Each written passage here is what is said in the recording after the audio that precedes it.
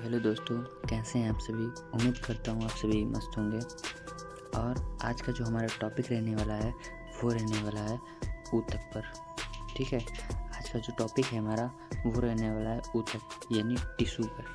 ठीक है, ऊतक को बायोलॉजिकल लेवल में क्या कहा जाता है और इसमें अध्ययन किसमें किया जाता है, तो वो हिस्टोलॉजी कहलाता है। ठीक है, ऊतक का अध्ययन हिस्टोलॉजी कहलाता है।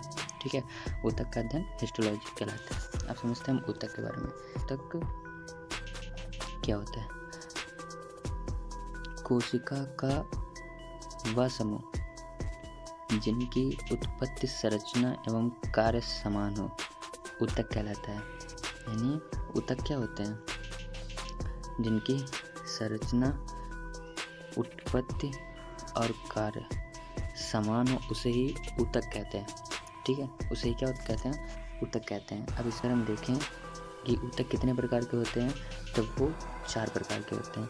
पहला पेशी ऊतक, दूसरा तंत्रिका ऊतक, तीसरा संयोजी ऊतक और चौथा उपकला ऊतक। ठीक है, अब इंग्लिश में हम देख लेते हैं।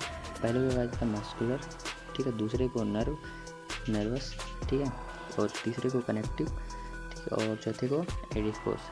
ठीक है, एडिपोस। ठीक है, ये 4 प्रकार होते हैं ऊतक के। ठीक है, अगला देखते हैं। अब इसमें हम सबसे पहले समझेंगे पेशी ऊतक के बारे में, यानी मस्कुलर टिश्यू के बारे में समझते हैं। ठीक है, ये क्या होता है? तो देखो, ये मुख्यतः मसल भागों एवं खोखले अंगों की दीवारों पर निर्माण करते हैं। टिश्यू का निर्माण कहाँ होता है? तो खोखले अंगों की दीवारों पर इसका निर्माण होता है। ठीक है, आगे देखते हैं। ये अंगों का आंतरिक भाग में पाए जाते हैं। आंतरिक मतलब अंदर के भाग में पाए जाते हैं, जैसे हृदय में। ठीक है, हृदय ऊतक, यकृत ऊतक और वृक्क ऊतक। अगला जो ऊतक है वो है तंत्रिका ऊतक।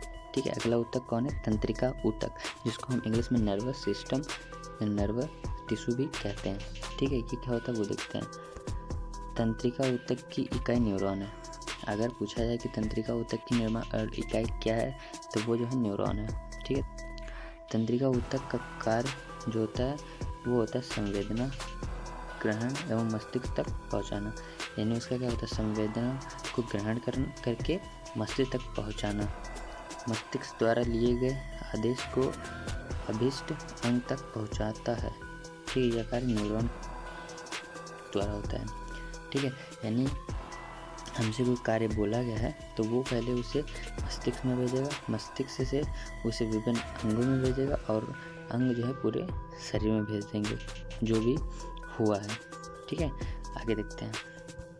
अगला जो है वो है संयोजी ऊतक यानी कनेक्टिव टिश्यू।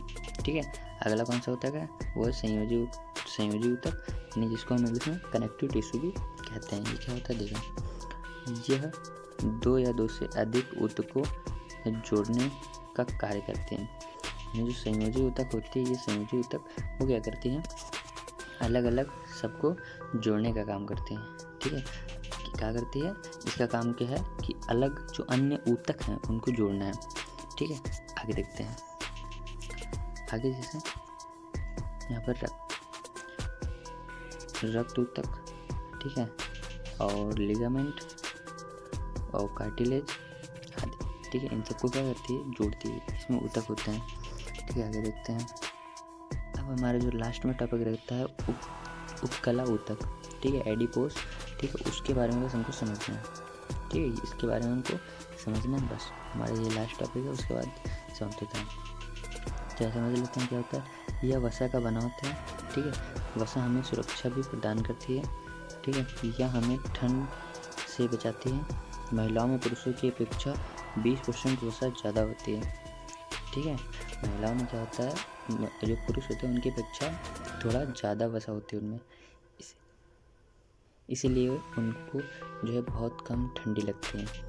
ठीक है, आगे देखते हैं। जैसे कुबड़, पेट और झुर्री। ठीक है, ये सब क्या है?